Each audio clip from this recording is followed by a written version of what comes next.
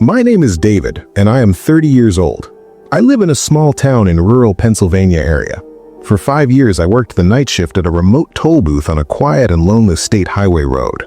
The job was simple. I collected cash from passing drivers, gave them a receipt, and pressed a small plastic button to lift the heavy wooden gate for their waiting cars.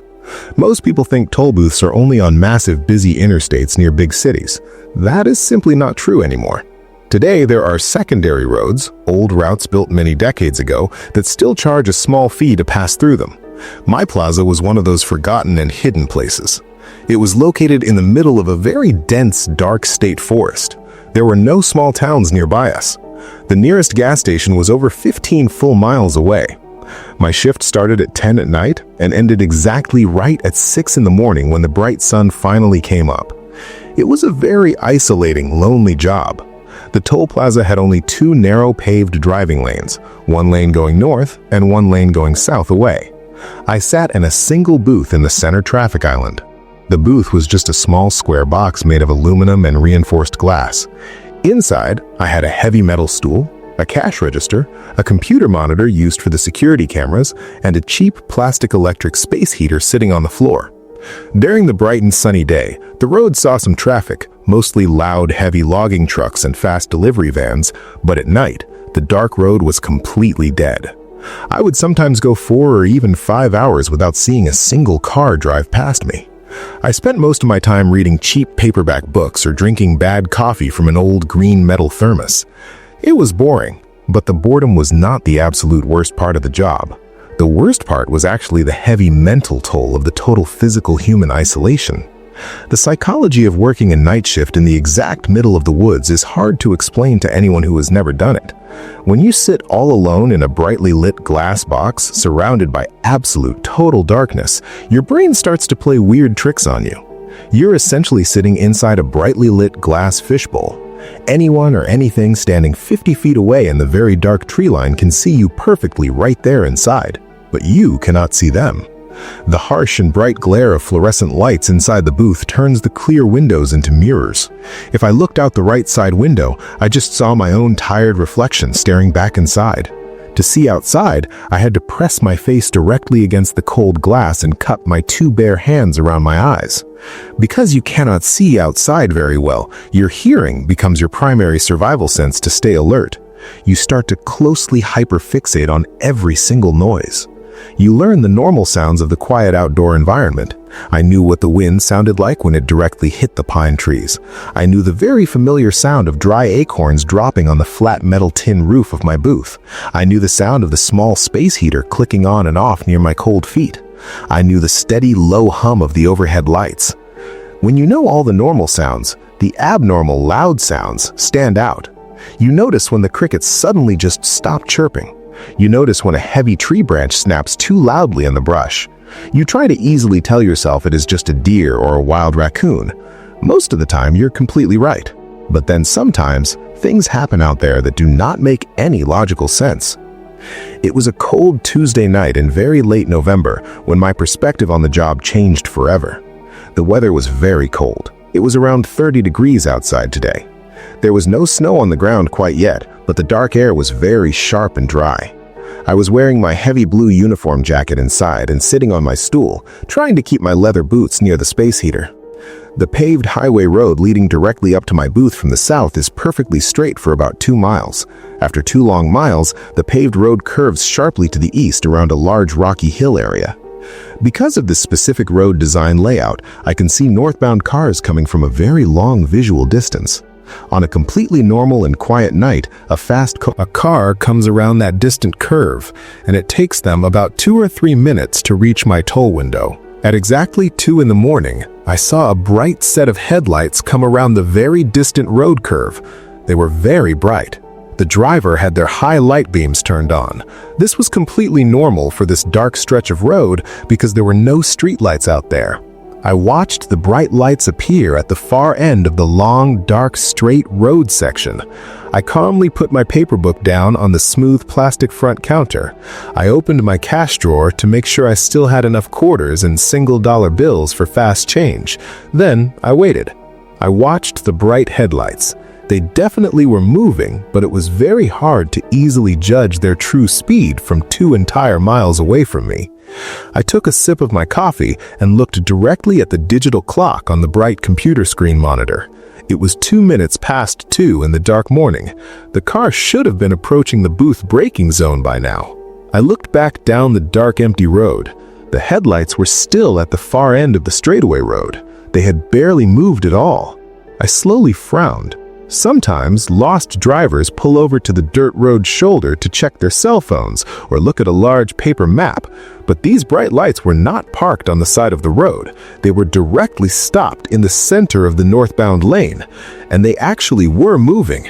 I could see the wide beams shifting very slightly from left to right, illuminating the tall pine trees on either side of the black asphalt.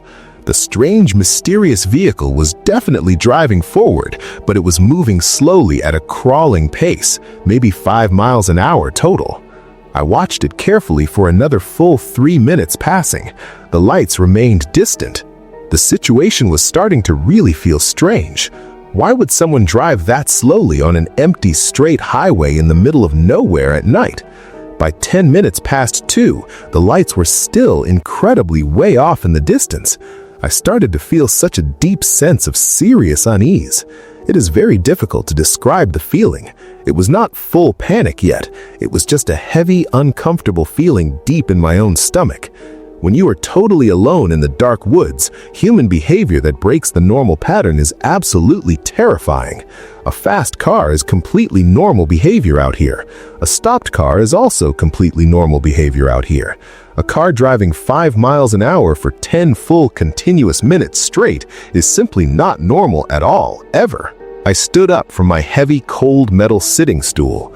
I walked directly to the front window of the small square booth. I pressed my bare hands against the cold glass to block out the harsh glare from the bright interior lights. I stared down the dark highway road again. The high beams were still weaving slightly, left and then right, left and right. I tried to mentally, logically rationalize what I was clearly seeing. Maybe it was a local town farmer driving a slow tractor to a different open farm field. But it was 2 in the morning in cold, freezing November. There were no farms on this particular long stretch of the road. Maybe it was a large, heavy tow truck pulling a very heavy, broken carload. But tow trucks usually have bright yellow flashing hazard lights on the roof. I only saw 2 solid white light beams. Maybe it was someone walking with 2 very bright, large flashlights, but the distance between the lights was exactly the standard width of a regular car. I kept watching them closely. At 15 minutes past 2, the bright lights were still right there. They had maybe advanced just a tiny quarter of a mile forward. The unease in my nervous stomach quickly turned into actual fear. The slow, very relentless crawling of the lights felt intentional. It felt exactly like I was being stalked slowly. At 20 minutes past 2, I decided to lock the door of the booth. It was a heavy metal door with a solid deadbolt. I turned the lock and checked the handle twice just to be completely sure. I went back to the front glass window. The lights were still down the road far. Then, everything changed. I blinked, and the visual perspective of the lights shifted instantly. 1 second, they were over a mile away. The next second, they were less than 100 feet from my booth. There was no rapid driving fast approach. There was no loud sound of a speeding race engine. They just magically appeared right in front of the plaza. I physically jumped backward and hit my back hard against the metal cash register. The high light beams were blindingly bright. They flooded the inside of my booth with harsh white light. I threw my hands up over my eyes. I waited for the heavy sound of rubber car tires rolling on the pavement. I waited for the loud roar of an engine. I waited for the automatic road sensor in the lane to beep. When a car passes the 50-foot mark, a red light flashes on my computer and a small chime sounds to alert me. I stood there with my hands completely covering my eyes, bracing for the vehicle to pull right up to my side window. Nothing happened. The chime did not sound at all. The red light did not flash on my monitor. The intense white light that had flooded the booth was suddenly completely gone. I slowly opened my eyes. The plaza was empty. The road was completely dark. I looked north and south. There was absolutely nothing. My hands were shaking. I quickly checked the security camera footage on my computer to see the truth. I rewound the video and watched the slow approach. The lights crawled for 20 minutes just as before. Then the lights jumped forward instantly, glaring directly into the camera lens. The video flared white, cut to static, and returned to an empty road. The vehicle vanished right before the sensor. I sat there in sheer terror. At 6 in the morning, the sun finally rose up. My relief worker arrived. I walked outside to properly inspect the dark asphalt where the strange lights had vanished earlier. I looked down the soft dirt right side shoulder. I found deep, heavy tire tracks in the wet mud. They were old military-style treads, pressed very deeply down. I followed the long tracks away from the paved road. They drove straight into a solid concrete road safety barrier. There was no crash debris, no paint, and no damage. The thick tracks simply ended inside the unbroken solid stone. It was physically impossible. I felt a deep, cold dread. I knew right then that I was never truly alone. Something impossible was out there, watching me in the dark. 3 months after the strange headlights incident, my second terrifying encounter happened at the isolated toll booth. It was early March, and a massive storm had knocked out the main power lines. The heavy rain was pouring down. The entire forest was completely dark. My booth was running on a very small emergency battery backup system. The backup only powered the basic lane sensor, the heavy wooden toll arm, and one dim red emergency light inside the ceiling. The space heater was dead. I sat in the dark, wearing 2 thick coats, waiting for morning to come. The emergency battery was supposed to last 8 hours. The dim red light made the inside of my booth look like a photo darkroom. It cast very long, weird shadows across the metal counter. Without the loud hum of the heater or the bright overhead lights, the booth was completely silent. I could only hear the heavy rain hitting the flat metal roof. Then, the heavy rain suddenly stopped. The complete silence was deafening. I looked out the dark front glass window. I could not see anything past the wet lane. That is when I heard the first tapping noise. It was a very distinct sound. It sounded exactly like long fingernails clicking against the reinforced glass. Tap, tap, tap. I turned my head quickly toward the right side window. The noise was coming from outside, but it was physically too high up.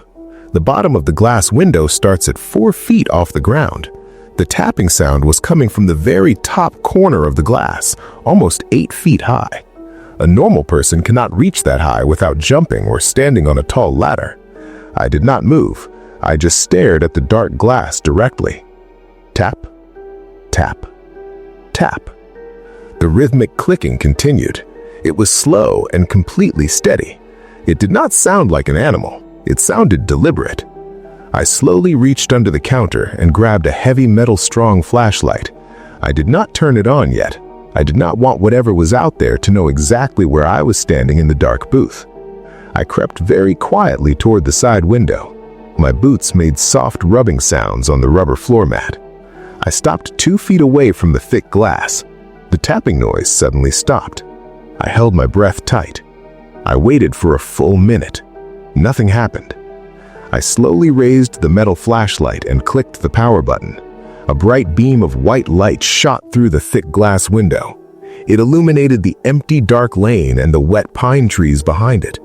There was absolutely nothing standing there. The lane was completely empty.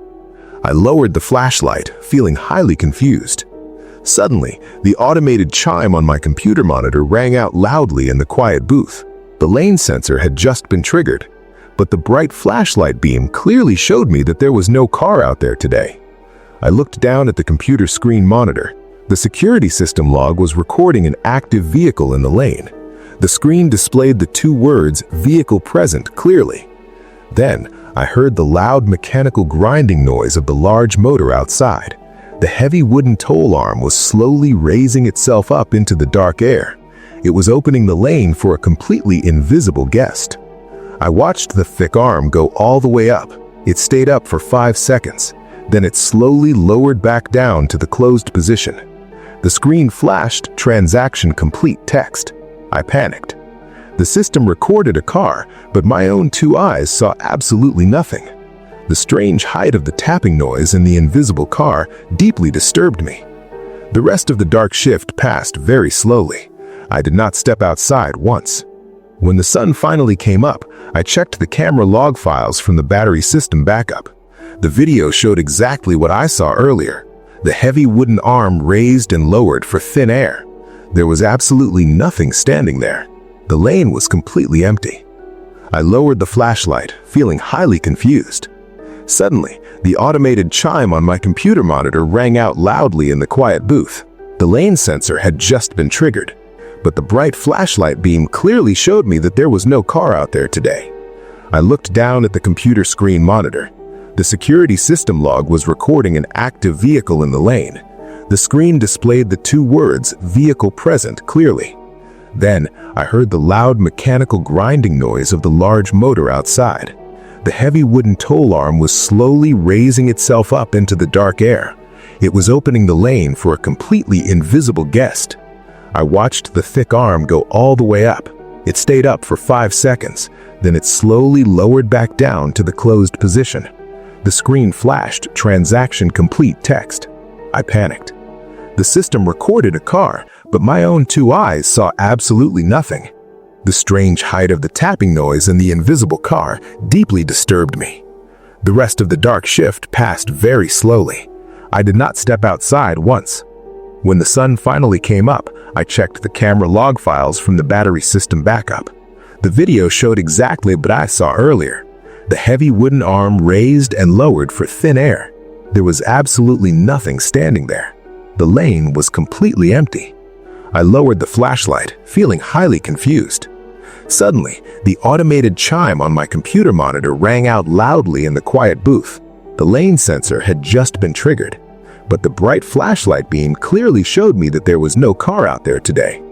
I looked down at the computer screen monitor.